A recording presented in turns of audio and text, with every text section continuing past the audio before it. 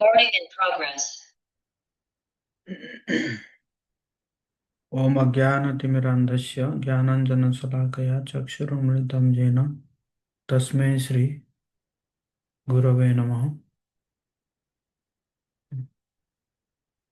श्री चैतन्य मनोभीष्टं स्थापितं येन भूतले स्वयं रूप कदा मह्यं ददाति स्वपदान्तिकं वन्देऽहं श्रीगुरोश्रीयुतपदकमलं श्रीगुरुन् वैष्णवांश्च श्रीरूपं साग्रजातं सहगणरघुनाथान्वितं तं सजीवं साद्वैतं सावधूतं परिजनसहितं कृष्णचैतन्यदेवं श्री राधा कृष्ण पादान सह ललिता श्री विशाखान्तांश। हे कृष्णा करुणा सिंधु दीन बंधु जगतपति गोपेश गोपिका कांत राधा कांत नमस्तुते। तप्त कांचन गौरांगी राधे वृंदावनेश्वरी वृषभानुसुते देवी प्रणमामि हरिप्रिये।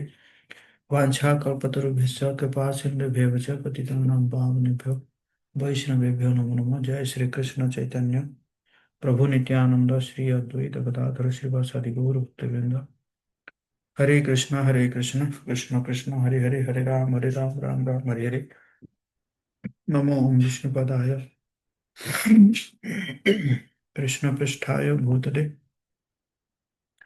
श्रीमते भक्ति वेदांत स्वामी नित्य नामिने। नमस्ते सरस्वती देवी गौरवाणी प्रचारिणे निर्विशेष शून्यवादी पाश्चात्य देशतारिणे।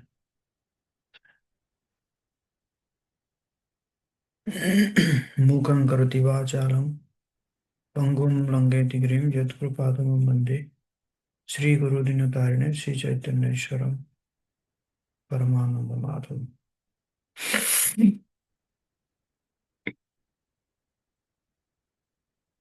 हरे कृष्णा सभी भक्तों का हार्दिक स्वागत है आज के इस कार्यक्रम में, डेली भगवत गीता कार्यक्रम में। तो आज हम श्रीमद् भगवत गीता का तीसरा अध्याय का 9 नंबर श्लोक से हम सोच शुरू करेंगे। 8 नंबर श्लोक तक हम कल चर्चा किए थे।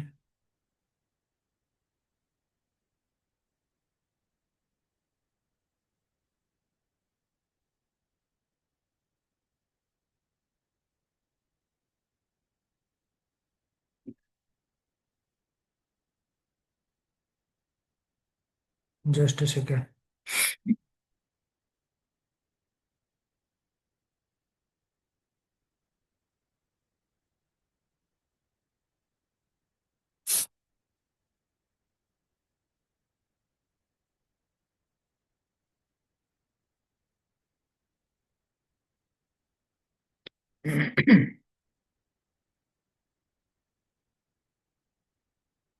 तो 8 नंबर श्लोक में भगवान कह रहे हैं, इसीलिए अपने नियत कर्म करो क्योंकि यह कर्म संन्यास से बेहतर है। हम्म? और हम चर्चा किए थे कि जो नियत कर्म है वो नियत कर्म क्या करता है, अपने आप को शुद्ध करता है। तो जब तक आपका हृदय शुद्ध नहीं है तब तक जो है आप संन्यास नहीं लेना चाहिए, कर्म संन्यास नहीं लेना चाहिए। तो इसलिए अर्जुन को कह रहे हैं कि अपने नियत कर्म करो, या अर्जुन के माध्यम से जो जो भी है, जो स्टूडेंट है उसको स्टडी करना का कर्म है। या जो भी गृहस्थ है, गृहस्थ आश्रम में रहकर अपना परिवार को पालन पोषण करना, या जो भी काम काज वो कर रहे हैं उसको करते हुए हैं। किसी का अगर स्वभाव जो है ब्राह्मण का स्वभाव है तो वो जो है ब्राह्मण जैसे काम करके अपना परिवार को चलाए। और किसी का अगर क्षत्रिय का स्वभाव है, क्षत्रिय मतलब एडमिनिस्ट्रेशन है, तो वो करके वो अपना परिवार को चलाए। और जो अगर वैश्य है तो वो गोपालन करके या व्यापार करके अपना परिवार का भरण पोषण करे। और कोई अगर किसी का स्वभाव शूद्र का है तो वो फिर ये तीनों वर्ण को सेवा करके अपना परिवार को भरण पोषण करे। तो इसलिए भगवान कह रहे हैं कि इसलिए अपने नियत कर्म करो। तो हो सकता है कि अर्जुन पूछेंगे कि अगर कर्म करूंगा तो मैं बन जाऊंगा ना, कर्म करूंगा तो मैं बन जाऊंगा। तो फिर कैसे होगा? तो फिर भगवान जो है आगे कह रहे हैं कि कर्म जो है किसकी प्रसन्नता के लिए करना चाहिए, है ना।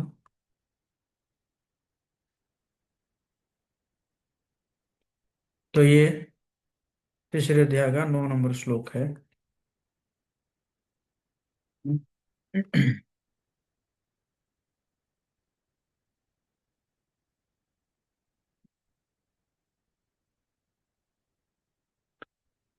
यज्ञार्थात् कर्मणोऽन्यत्र लोकोऽयं कर्म बन्धनः तदर्थं कर्म कौन्तेय मुक्तसङ्गः समाचर।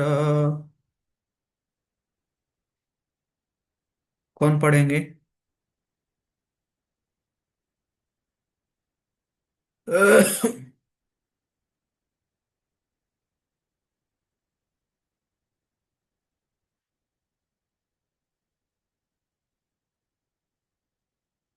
ओके। मौसम कृष्णा, सभी लोग अपना वीडियो भी ऑन करके रखिए। ये अच्छा कल्चर नहीं है वीडियो ऑफ करके क्लास अटेंड करना।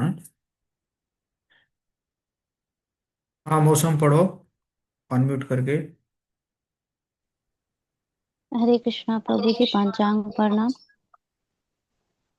श्री विष्णु के लिए यज्ञ रूप में कर्म करना चाहिए, अन्यथा कर्म के द्वारा इस भौतिक जगत में बंधन उत्पन्न होता है। अतः हे कुंती पुत्र, उनकी प्रसन्नता के लिए अपने नियत कर्म करो। इस तरह तुम बंधन से सदा मुक्त रहोगे।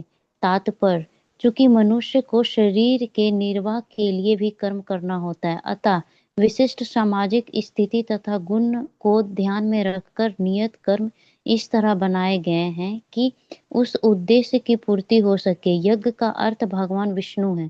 सारे यज्ञ भगवान विष्णु की प्रसन्नता के लिए है। वेदों का आदेश है यज्ञो वै विष्णु। दूसरे शब्दों में, चाहे कोई निर्दिष्ट यज्ञ संपन्न करे या प्रत्यक्ष रूप से भगवान विष्णु की सेवा करे, दोनों से एक ही प्रयोजन सिद्ध होता है। अतः जैसे कि इस श्लोक में संतुता सं, हाँ, संतुत किया गया है, कृष्ण भावनामृत यज्ञ ही है। वर्णाश्रम धर्म का भी उद्देश्य भगवान विष्णु को प्रसन्न करना है। वर्णाश्र वर्णाश्रमाचारवता पुरुषेण परा पुमान् विष्णुराराध्यते। विष्णु पुराण ये लैंग्वेज पता नहीं है प्रभु जी, सॉरी। 3-8-8, 3-8-8। ओ, 3-8-8।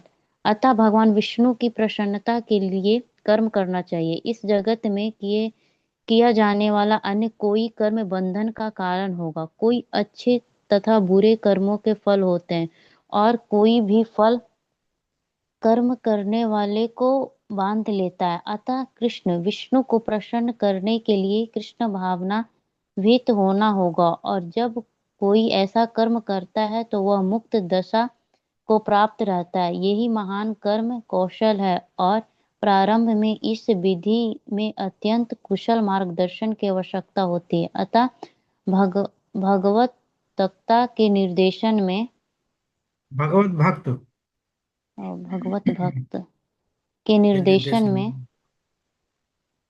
या साक्षात भगवान कृष्ण के प्रत्यक्ष आदेश के अंतर्गत जिनके अधीन अर्जुन को कर्म करने का अवसर मिला था, मनुष्य को परिश्रम पूर्वक कर्म करना चाहिए। इंद्र तृप्ति के लिए कुछ भी नहीं किया जाना चाहिए, अपितु हर कार्य कृष्ण की प्रसन्नता तुष्टि के लिए होना चाहिए। इस विधि से न केवल कर्म के बंधन से बचा जा सकता, अपितु इससे मनुष्य को कर्मशः भगवान कि वह प्रेमा भक्ति प्राप्त हो सकेगी, जो भगवत धाम को ले जाने वाली है। हरे कृष्णा। थैंक यू प्रभु जी। Thank you. तो यज्ञार्थात् कर्मणोऽन्यत्र लोकोऽयं कर्म बंधनः तदर्थं कर्म कौन्तेय मुक्त संगः समाचर। तो कर्म किसके लिए करना चाहिए? श्री विष्णु के लिए यज्ञ रूप में कर्म करना चाहिए। अगर श्री विष्णु के लिए कर्म नहीं करेंगे तो क्या होगा? तो भौतिक जगत में बंधन हो जाएगा, बंध जाएंगे आप। तो इसलिए कर्म करना है किनकी प्रसन्नता के लिए? भगवान विष्णु के प्रसन्नता के लिए या कृष्ण के प्रसन्नता के लिए कर्म करो। अगर कृष्ण की प्रसन्नता के लिए हम कर्म करते हैं तो हम बंधन से मुक्त रहेंगे।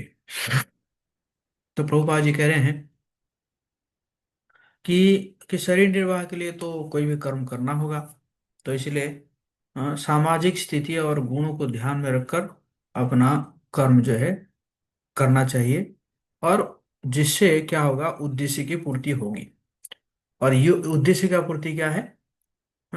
यज्ञ का अर्थ क्या है? कि भगवान विष्णु है। यज्ञ किया जाता है, इसका मतलब क्या है? विष्णु की प्रसन्नता के लिए यज्ञ किया जाता है। इसलिए वेदों में कहा गया है, यज्ञो वै विष्णु हूँ।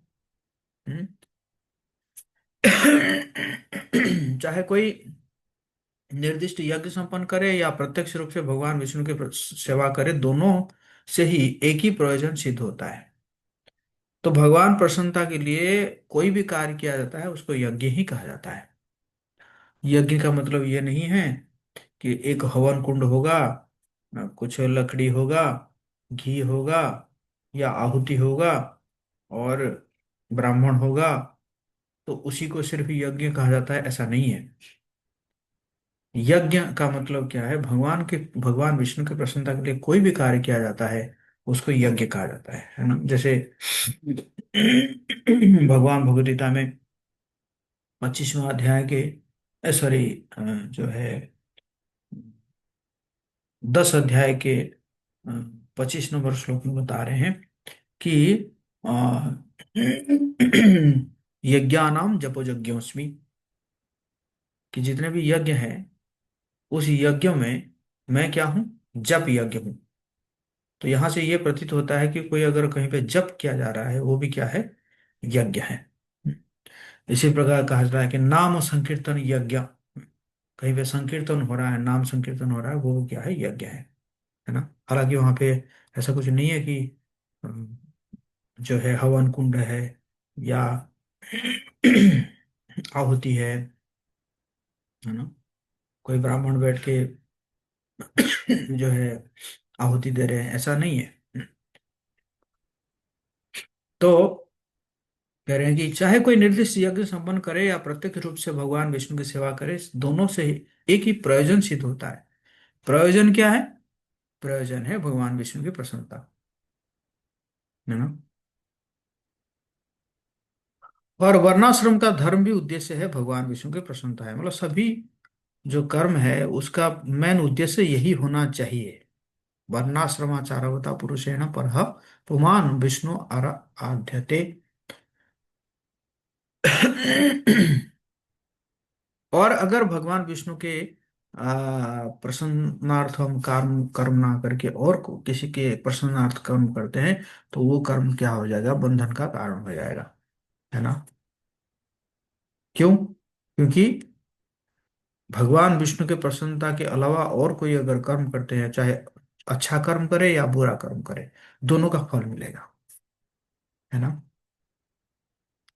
और दोनों फल जो है हमें क्या करता है? संसार में मान देता है कि नहीं। तो इसी को प्रभुपाद जी कह रहे हैं कि यही महान कर्म कौशल है।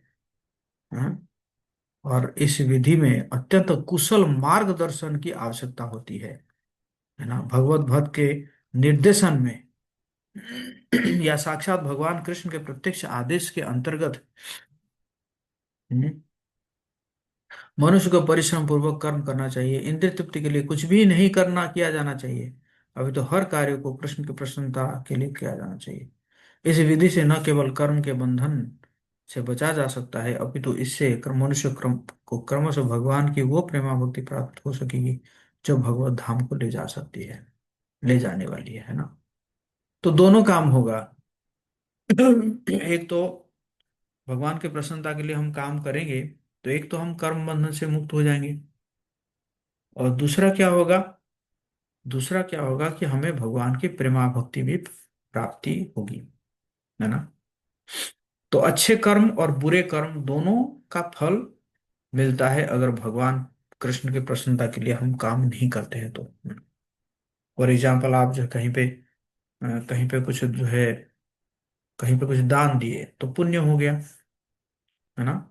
मतलब दान दिए जहाँ पे भगवान इन्वॉल्व नहीं है, भगवान की प्रसन्नता के लिए नहीं कर रहे हैं आप, मतलब ऐसे ही दान कर रहे हैं ना, पूजा प्रतिष्ठा लाभ के लिए कर रहे हैं, है ना।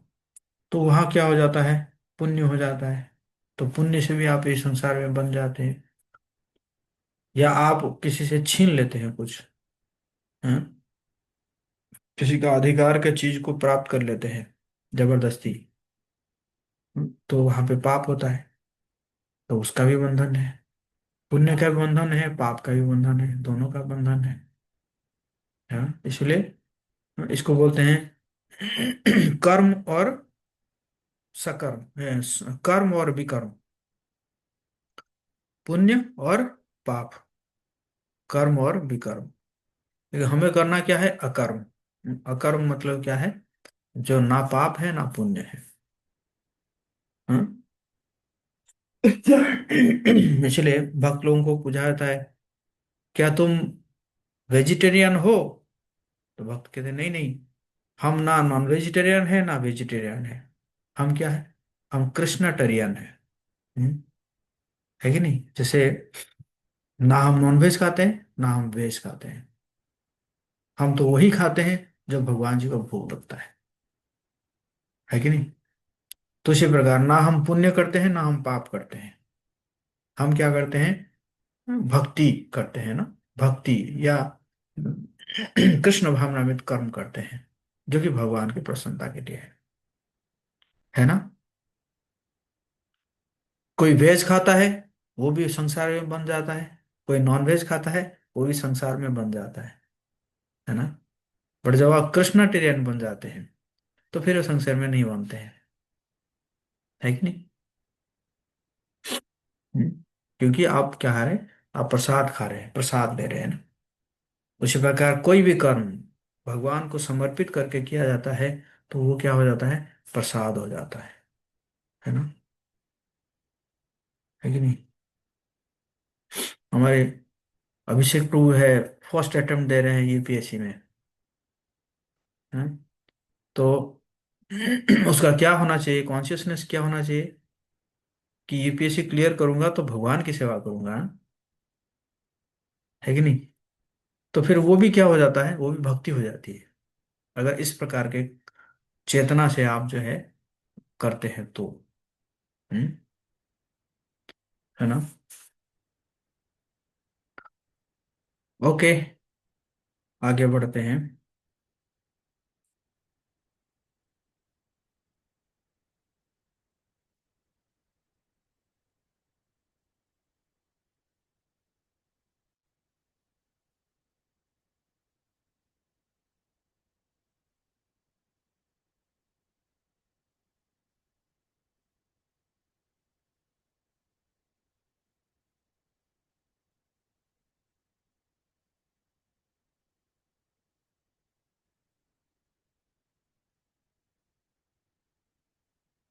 दस नंबर श्लोक। सह यज्ञ प्रजहात् सृष्ट्वा पुरोवाचो प्रजापति अनेन प्रसविष्यध्वमेश वस्त्विष्ट कामोधुकम्। सृष्टि के प्रारंभ में समस्त प्राणियों के स्वामी ने विष्णु के लिए यज्ञ सहित मनुष्यों तथा देवताओं की संततियों को रचा और उनसे कहा कि तुम इस यज्ञ से सुखी रहो, क्योंकि इसके करने से तुम्हें सुखपूर्वक रहने तथा मुक्ति प्राप्त करने के लिए समस्त वांछित वस्तुएं प्राप्त हो सकेंगी। हाँ, हाँ, अभिषेक प्रभु पढ़िए।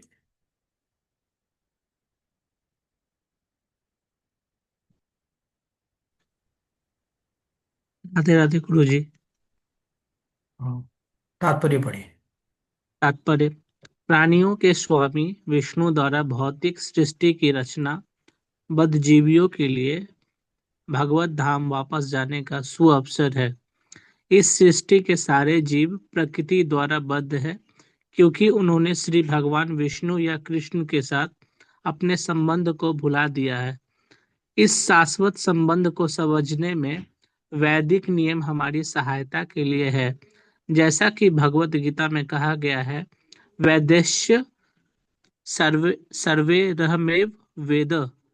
भगवान का कथन है कि वेदों का उद्देश्य मुझे समझना है। वैदिक स्तुतियों में कहा गया है कि पंथि विश्वस्य आत्मेश्वरम अतः जीवों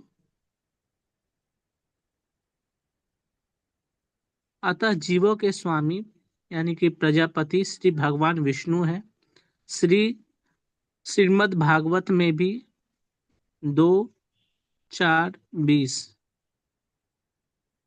शील सुखदेव गोस्वामी ने भगवान भगवान को अनेक रूपों में पति कहा है।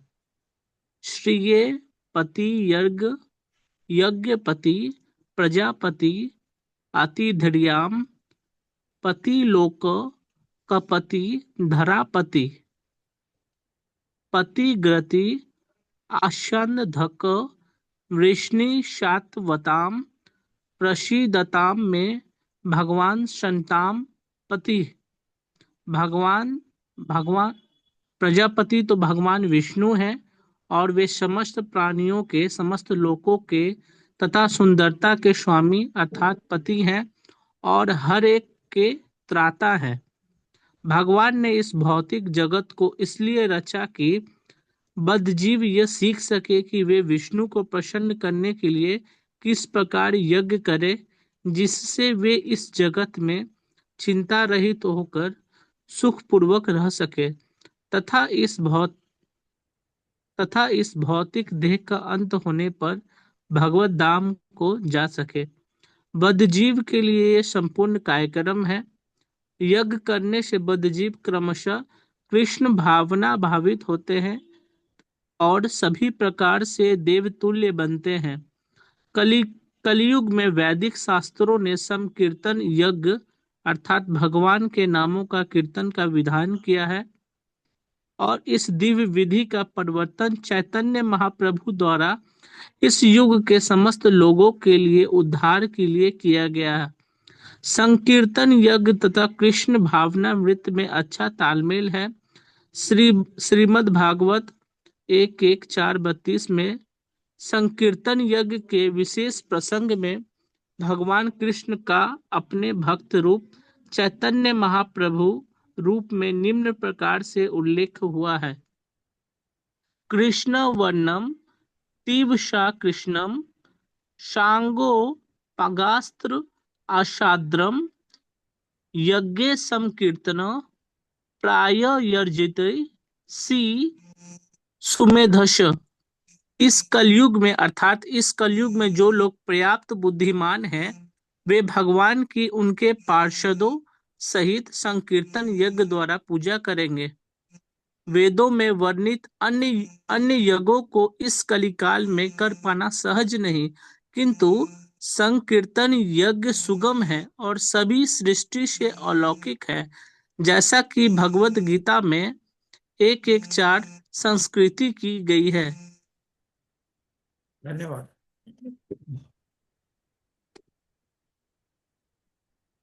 तो यहाँ पे भगवान जो है कह रहे हैं कि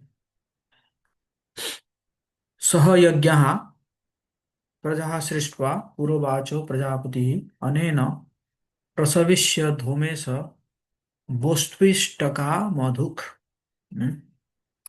तो सृष्टि के प्रारंभ में समस्त प्राणियों के स्वामी ने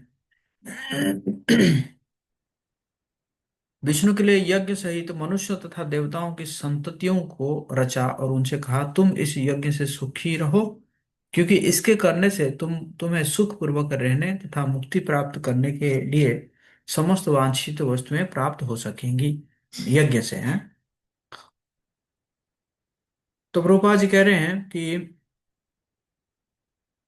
जब भौतिक सृष्टि की रचना जो है ये जो भगवान विष्णु ने किया है, ये भगवत धाम वापस जाने के लिए शुभ अवसर है।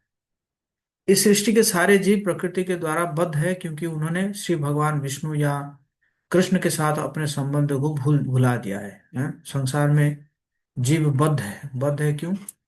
क्योंकि उसने भगवान के साथ अपने संबंध को भुला दिया है ना। ये उसी प्रकार है जैसे कहते हैं ना कि पानी जो है वो क्या हुआ है, फ्रीजर में रखा हुआ है। हम्म? पानी अगर फ्रीजर में रखा जाता है तो क्या हो जाता है, बर्फ बन जाता है ना, बर्फ बन जाते हैं या बहुत कठिन बन जाता है। जबकि प्राणी का जो पानी का धर्म क्या है, पानी का धर्म है तरलता, लिक्विडिटी। बट फ्रीजर में रहने के कारण वो क्या हो जाता है, अपना धर्म को भूल जाता है, और फिर क्या हो जाता है, आइस बन जाता है ना, बर्फ बन जाता है, कठिन बन जाता है, सॉलिडिटी आ जाता है। तो इसी प्रकार ये संसार में जीव जो है संसार में रह के क्या हो जाता है, बद्ध हो जाता है। वो अपने भगवान के साथ संबंध को भूल जाता है। इस शाश्वत संबंध को समझने में वैदिक नियम हमारी सहायता के लिए, जैसा कि भगवद गीता में कहा गया है, वेदैश्च सर्वैरहमेव वेद्यः। भगवान का कथन है कि वेदों का उद्देश्य है मुझे समझना है। हम्म? तो इसलिए इसके लिए क्या गया है कि भगवान के साथ संबंध को कैसे स्थापित करेंगे, तो शास्त्र पढ़ेंगे। और शास्त्र पढ़ने का उद्देश्य क्या है, भगवान को समझना। और वैदिक स्थितियों में भी कहा गया है पतिम विश्वस्यात्म स्वरम। अतः जीवों के स्वामी प्रजापति श्री भगवान विष्णु है। और श्रील सुखदेव गोस्वामी भी भागवतों में कहते हैं कि प्रजापति तो भगवान विष्णु है और वे समस्त प्राणियों के, समस्त लोकों के तथा सुंदरता के स्वामी है, हर एक के त्राता है। भगवान ने इस भौतिक जगत को इसलिए रचा कि बद्ध जीव यह सीख सके कि वे विष्णु को प्रसन्न करने के लिए किस प्रकार यज्ञ करें, जिससे वे इस जगत में चिंता रहित होकर सुखपूर्वक रह सके और इस भौतिक देह का अंत होने पर भगवत धाम जा सके। तो ये भौतिक जगत में यज्ञ करने से दोनों प्रकार का फायदा मिलेगा, भौतिक लाभ भी मिलेगा और आध्यात्मिक फायदा भी मिलेगा। भौतिक फायदा मिलेगा ताकि सुखपूर्वक रहेगा संसार में, और फिर जब शरीर छूटेगा तो कहाँ जाएगा, भगवत धाम जाएगा। तो यज्ञ करने का दोनों फल मिल जाता है ना। तो ये बद्ध जीव के लिए संपूर्ण कार्यक्रम है। यज्ञ करने से बद्ध जीव क्रमशः कृष्ण भावनान्वित होते हैं और सभी प्रकार से देवतुल्य बन जाते हैं। देवतुल्य मतलब देवताओं का गुण भी आ जाता है। मनुष्य के अंदर क्या आ जाता है, देवताओं का गुण आ जाता है। कलयुग में वैदिक शास्त्रों ने संकीर्तन यज्ञ का विधान किया है और इस दिव्य विधि का प्रवर्तन चैतन्य महाप्रभु द्वारा इस युग में समस्त लोगों के द्वारा उद्धार के लिए किया गया है। तो कोई प्रश्न कर सकता है, प्रभु जी आप कह रहे हैं कि जो है यज्ञ करने से हम्म, यज्ञ करने से क्या होगा कि धीरे धीरे कृष्ण भावना में तो होगा और देवतुल्य हो जाएगा ना। देवतुल्य मतलब देवताओं का गुण आ जाएगा, है ना। तो लेकिन जितने भी असुर है वो भी तो यज्ञ करते थे। रावण भी यज्ञ करता था, हिरण्यकशिपु भी यज्ञ करता था, है ना, है कि नहीं। तो ये सब भी तो यज्ञ करते थे। तो ये क्यों, ये देवतुल्य क्यों नहीं बने? कोई कोई आंसर देगा आप लोगों में से? कोई आंसर देगा, चैट बॉक्स में लिख सकते हैं।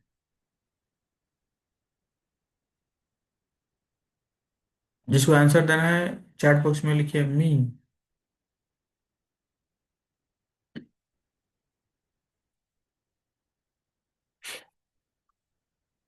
हम्म। असुर भी यज्ञ करते हैं, लेकिन असुर करके क्यों देवतुल्य नहीं बनते हैं? क्या किसी के पास आंसर नहीं है? जेलस? ओके, अभिषेक कुमार के पास से आ रहा है। कौन है अभिषेक कुमार? हाँ, अभिषेक कुमार बताइए। राधे राधे गुरु जी। क्योंकि हम्म। इस सवाल का जवाब मुझे ये लग रहा है, क्योंकि उनका देवतुल्य वो इसलिए नहीं बन पाया क्योंकि वो हरि से ऊपर बनना चाह रहे हैं। वो हरि को प्राप्त करना नहीं चाह रहे हैं। वो हरि से भी और बड़ा बनना चाह रहे हैं, इसलिए शायद वो देवतुल्य नहीं बन पाए। धन्यवाद। हाँ, क्योंकि जैसे आंसर आया है, ये भी सही है कि भगवान की प्रसन्नता के लिए वो नहीं कर रहे हैं। जैसे पहले ही कहा जा रहा है ना कि भगवान की प्रसन्नता के लिए अगर यज्ञ करोगे तब तो आप जो है मुक्त हो जाओगे। लेकिन उनका जो भी इच्छा था, वो भगवान की प्रसन्नता के लिए इच्छा नहीं था, बल्कि भगवान का के साथ क्या करने की, भगवान के साथ द्वेष करते थे कि हम भी भगवान बन सकते हैं, है ना। हम भी भगवान से लड़ सकते हैं, हम भी भगवान को मतलब भगवान को हरा सकते हैं। हम्म, तो इस कारण जो है वो देवतुल्य नहीं बने। यज्ञ करते थे, ध्यान करते थे। अरे, हिरण्यकशिपु ने जितना ध्यान किया है या जितना तपस्या किया है, आज तक इतिहास में कोई भक्त भी इतना तपस्या नहीं किया है। हैं? रिकॉर्ड तोड़ दिया है हिरण्यकशिपु ने तपस्या कर करके। लेकिन क्या बना? असुर ही रहा। क्यों? क्योंकि इंटेंशन क्या था? इंटेंशन यह था कि भगवान को हराना, भगवान को मार डालना, है ना। ये इंटेंशन था। ओके, धन्यवाद आप सभी का, आप सभी भक्तों का। तो कलयुग में जो कौन सा ये दिया गया है, कौन सा जो है ये रिकमेंड किया गया है? संकीर्तन यज्ञ, है ना, जिसको चैतन्य महाप्रभु ने जो है वो लोगों लोगों का उद्धार करने के लिए संस्तुति किया है। और भागवतम में भी लिखा गया है, कृष्ण वर्णम तुषा कृष्णम सांगो पांगास्त्र पार्षदम यज्ञ संकीर्तन प्रायर्जन्ति ही सुमेधसा। जो इंटेलिजेंट पर्सन है, जो बुद्धिमान लोग हैं, वो क्या करेंगे? संकीर्तन यज्ञ के द्वारा भगवान की उनके पार्षदों की सहित संकीर्तन यज्ञ द्वारा पूजा करेंगे, है ना। भगवान और उनके पार्षद जैसे श्री कृष्ण चैतन्य प्रभु नित्यानंद श्री अद्वैत गदाधर श्रीवास आदि गौर भक्तवृंद, ये पार्षद हो गए भगवान जी के, है ना। मतलब मुख्य रूप से महाप्रभु के चार पार्षद हो गए हैं, नित्यानंद प्रभु, अद्वैत आचार्य और गदाधर पंडित और श्रीवास पंडित है। तो इनको कैसे पूजा किया जाएगा? संकीर्तन के माध्यम से।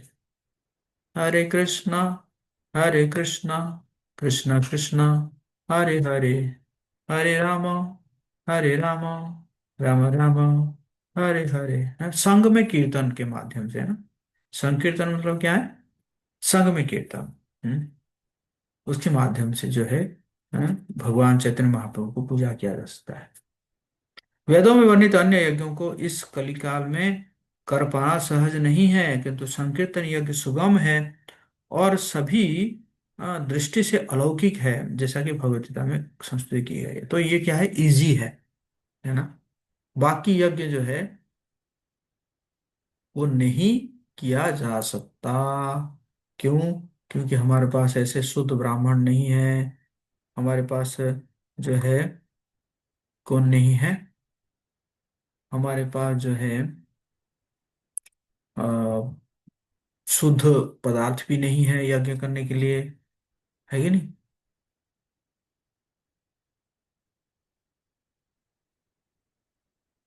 तो इसलिए कैसे यज्ञ यज्ञ करेंगे? हम्म तो यहाँ पे हम देखेंगे, एक योग की सीढ़ी देखेंगे।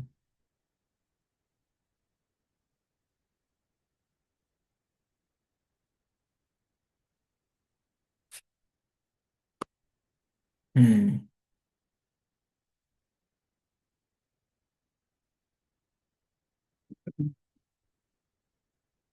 देखिए, नीचे से अगर हम आएंगे तो पशु जीवन, लोग मतलब कुछ लोग तो पशु जीवन जीते हैं, बस खाते हैं पीते हैं सोते हैं। आहार निद्रा भय मैथुन में उनका समय बीत जाता है। भोजन करना, सोना, और भय के लिए कहीं पे घर बनाना, और मैथुन करना। इसी प्रकार ये किसको बोलते हैं? पशु जीवन। तो पशु जीवन से फिर वो क्या करते हैं? कर्म कांड करने लगते हैं ना, कुछ कर्म कांड करते हैं किसी, है ना, किसी चीज को प्राप्त करने के लिए, कुछ एक कर्म कांड करते हैं। हम्म। फिर कर्म कांड से फिर वो ऊपर उठते हैं। ऊपर उठते हैं तो क्या करते हैं? कर्म को जो है भगवान के साथ जोड़ते हैं। लेकिन क्या रहता है? कामना रहता है ना, तो उसको बोलते हैं सकाम कर्मयोग।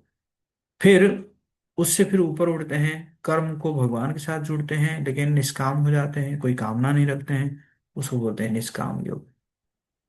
और फिर उसके बाद फिर सोचते हैं कि अरे नहीं, भगवान के बारे में जानना चाहिए ना, कुछ होना चाहिए, क्या है संसार, क्या है? फिर ज्ञान आहरण करना चाहिए है, तो उसको बोलते हैं क्या है? ज्ञान योग। ज्ञान का संग्रह करते हैं, तो धीरे धीरे क्या है, अब सूर्य का प्रकाश तक पहुंच गए। और फिर इसके बाद फिर अष्टांग योग करते हैं, जब ज्ञान होता है कि अरे भगवान तो परमात्मा के रूप में सभी के आत्मा में बैठे हुए हैं, तो चलिए, अब वो परमात्मा का को ढूंढते हैं। तो अष्टांग योग करते हैं ना, यम नियम आसन, प्राणायाम प्रत्याहार, ध्यान धारणा, समाधि, है। तो ये सब जो है अष्ट यंग, जो जिस योग का अष्ट अंग होता है, 8 अंग होता है, वो करने लग जाते हैं। और उसके बाद फिर जो है भक्ति योग करते हैं ना, भक्ति योग में वो फिर क्या करते हैं? अष्टांग योग में क्या है? सिर्फ दर्शन करना चाहते हैं भगवान जी को, है, परमात्मा के रूप में भगवान जी को दर्शन करना चाहते हैं अष्टांग योग में। लेकिन भक्ति योग में क्या है? भक्ति योग में जो है वो सेवा करना चाहते हैं भगवान की। जब वो जान जाते हैं कि देखियो भगवान कितने प्रेमी है, भगवान हमें कितना प्रेम कर रहे हैं, और भगवान ने कितना सब ये जो व्यवस्था कर रखे हैं संसार में, इसका मतलब भगवान का प्रेम है ना हमारे प्रति। तो फिर हमें क्या करना चाहिए? भगवान की सेवा करना चाहिए ना, तो फिर भगवान की सेवा करते हैं, तो इसको बोलते हैं भक्ति योग। इसका मतलब जो है सूर्य के ग्रह में आप प्रवेश कर गए। तो ये जो ज्ञान योग, ध्यान योग और जो है भक्ति योग, ये क्या है? ज्ञान योग मतलब जैसे बस सूर्य का आलोक आप दिख रहे हैं, देख रहे हैं। और अष्टांग योग मतलब ग्रह, सूर्य हो गया। हम्म। और भक्ति योग मतलब क्या है? कि आपने एंटर कर लिया सूर्य ग्रह में, है ना।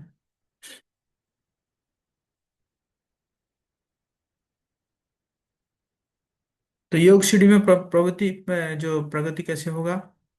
तो पशु जीवन में क्या कर रहे हैं? इंद्रिय तृप्ति कर रहे हैं, है ना, इंद्रिय तृप्ति कर रहे हैं। और कर्मकांड मतलब थोड़ा नियंत्रित इंद्रिय तृप्ति हुआ। और फिर स्वार्थी कामनाएं रखने वाले सकाम कर्म योग करता है, निस्वार्थ भाव रखने वाले निष्काम कर्म योग साधन भक्ति करता है। और फिर जो है ऊपर उठता है प्रेम भक्ति या भाव भक्ति, में प्रवेश करता है ना। तो ये क्या है? स्वचलित सीढ़ी, मतलब धीरे धीरे अपने आप ही जो है, जैसे पशु जीवन में था, और क्या हुआ? शुद्ध भक्तों का शरणागत हुआ, और तुरंत वो साधन भक्ति भाव भक्ति प्रेम भक्ति में पहुंच गया ना।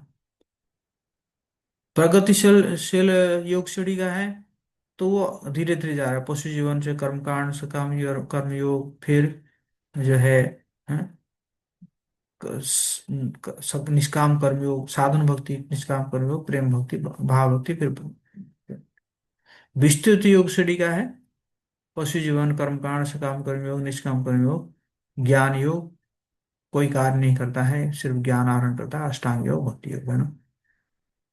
तो सबसे फास्ट क्या होता है? ये वाला हो जाता है ना, जब भक्तों के शरणागत हो जाता है, तो फिर क्या होता है ना, फिर जो है वो आगे तेजी से बढ़ता है ना। इसलिए कृष्ण सुझाव देते हैं कि किसी फल की आशा किए बिना भगवान के लिए कार्य करना अर्जुन के लिए अपरिपक्व वैराग्य से बेहतर है। अब कृष्ण अर्जुन को बताते हैं, यदि आप कर्म फल की आशा से मुक्त हो न हुए हो तो भी पूरी तरह निष्क्रिय रहने के बजाय आपको फल की आशा करते हुए कर्म करना चाहिए, या कर्म कांड। इस प्रकार धार्मिक पद्धति से इच्छा पूर्ति करके आसक्त व्यक्ति भी शुद्ध हो जाता है ना। तो कर्म कांड से कर्मयोग की ओर कैसे जाता है ना, है कि नहीं। तो कैसे, है ना, ये देखिए सर्कल कैसे बना हुआ है। तो आ, परमेश्वर ने वेद दिया, है ना, वेद दिया। तो वेद में क्या लिखा हुआ है, निहित कार्य लिखा हुआ है, या कर्म लिखा हुआ है, क्या करना चाहिए। तो उसके माध्यम से यज्ञ किया गया, यज्ञ किया गया क्या, तो क्या होगा, बरसात होगी। तो बरसात होगी तो अन्न उगेगा, अन्न उगेगा तो जो है क्या होगा, कि अन्न को जो है ना, ये अन्न को पुरुष खाएगा। अच्छा, ये जो ये जो बरसात है ना, तो बरसात में भी आत्माएं होते हैं ना। तो बरसात होगी तो वो जो आत्मा जो है वो जमीन में प्रवेश करेगी, और करके जो है क्या होगा कि अन्न में आएगा ना, और वो अन्न को पुरुष खाया, तो पुरुष के अंदर वीर्य आया, वीर्य आया तो उसने जो है जो है पत्नी के गर्भ में उसको वो किया। तो उसके बाद जो है पत्नी से क्या जीव उत्पन्न हुआ है ना, भूतानी है, जीव उत्पन्न हुआ। और जीव जो है फिर क्या करेगा, आगे जाके परमेश्वर की ओर जा सकता है ना। तो इस प्रकार ये क्या है, ये जो है यज्ञ का चक्र है ना। ओके, ठीक है, हम यहीं पे विराम देते हैं। और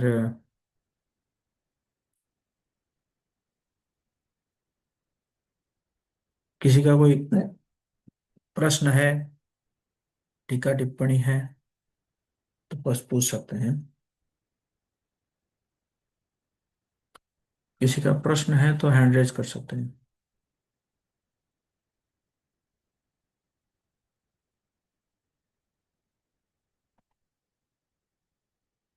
हाँ, अहिल्यादेवी माता जी।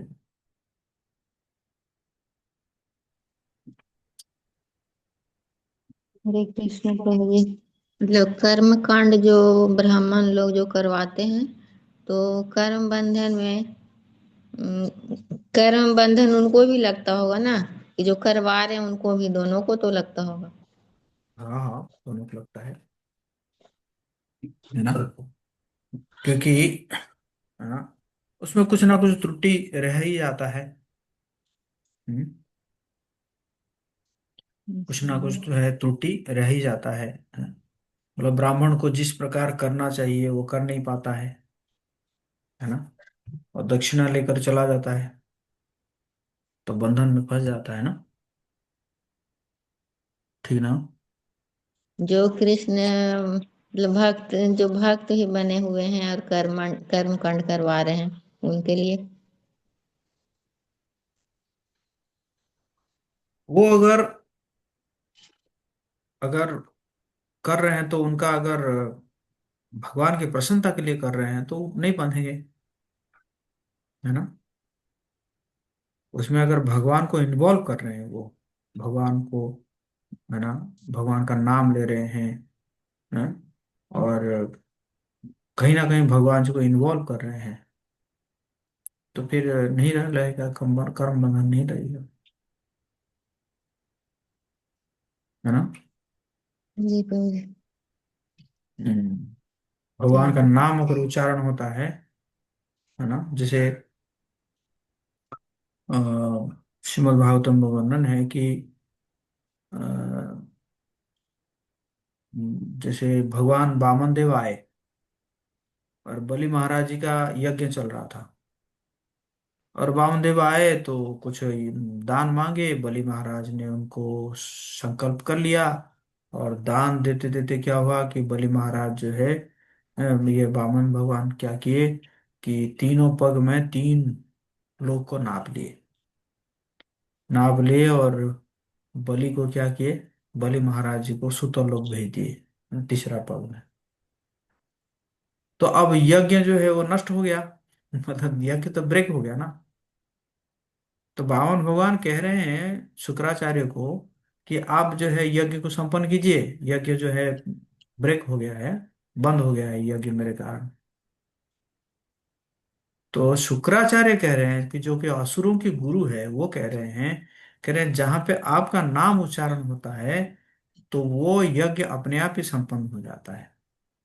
जहां पे आप प्रसन्न है वो यज्ञ जो है अपने आप ही संपन्न हो जाता है ना। तो इससे पता चलता है कि कोई भी कुछ भी हम कर रहे हैं उसमें अगर भगवान का नाम हो रहा है, that means that is perfect, वो संपूर्ण हो जाता है ना। इसी प्रकार जैसे हम लोग आरती करते हैं या कुछ भी करते हैं तो वहां पे क्या करते हैं, भगवान का नाम उच्चारण करते हैं, है ना। हो सकता है कि कोई जो आरती करने वाला उसे मन में और कुछ चल रहा हो, है ना। कभी 7 बार घुमाना हो, 6 बार घुमा दिया, है ना, कुछ भी गड़बड़ी हो सकती है ना। इसलिए तो लास्ट में अपराध शोधन मंत्र बोला जाता है, मंत्रहीनम क्रियाहीनम भक्तिहीनम जनार्दन यत् पूजितम मया देव परिपूर्णम तदस्तु मे।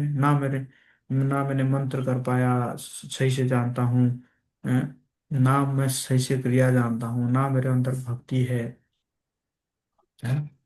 तो इस प्रकार अपराध हो जाता है, लेकिन वहां पे अगर भगवान का नाम उच्चारण हो रहा है तो फिर वो कार्य अपने आप ही संपूर्ण हो जाता है ना। ओके, और क्या प्रश्न है? प्रज्ञा, प्रभु जी निष्काम कर्म योग एक बार फिर रिपीट कर दीजिए। निष्काम कर्म योग मतलब कर्म भगवान को समर्पण कर रहे हैं और लेकिन कोई कामना नहीं है।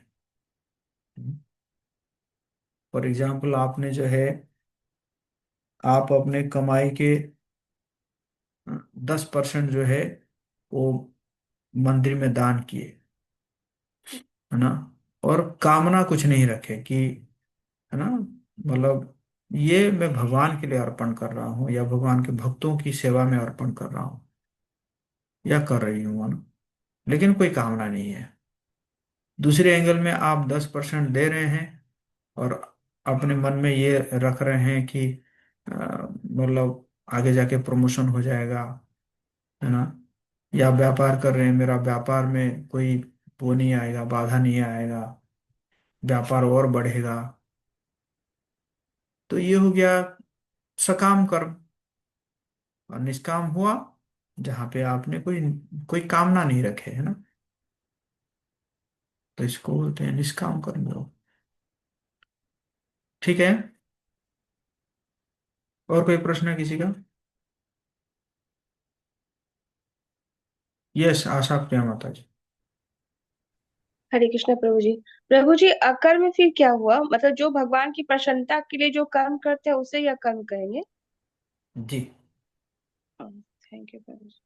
ना भौतिक है, मतलब वो सॉरी, ना पुण्य है ना पाप है वो काम, है ना, ना कर्म है ना विकर्म है, तो इसलिए अकर्म।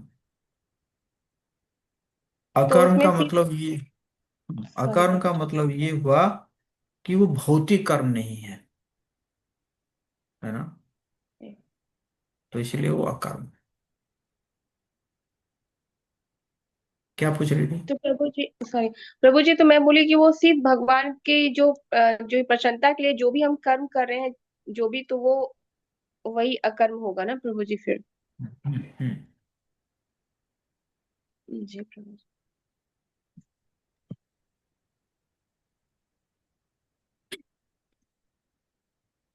कोई भिखारी को खाना खिला दिए तो सकर्म हो गया। हम्म। लेकिन भगवान जी को भोग लगा के उसको अगर प्रसाद के रूप में उसी भिखारी को खिला दिए तो अकर्म हो गया। यही अंतर है ना।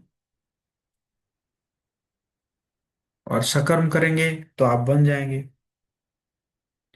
क्योंकि आपसे पुण्य हो गया, है ना। बट जो अकर्म करेंगे, बल्कि आप भगवान की ओर जाएंगे, भगवत धाम की ओर जाएंगे, है ना। आपका मतलब लिख दिया गया, आपका आध्यात्मिक कर्म लिख दिया गया, है ना। भगवत धाम का द्वार जो है धीरे धीरे मतलब नजदीक हो गया आप भगवत धाम जाने के लिए, है कि नहीं। ओके, हम यहीं पे विराम देंगे। हरे कृष्णा कृष्णा कृष्णा हरे हरे, हरे राम राम राम हरे हरे। जगत गुरु श्लोकोपाद की जय।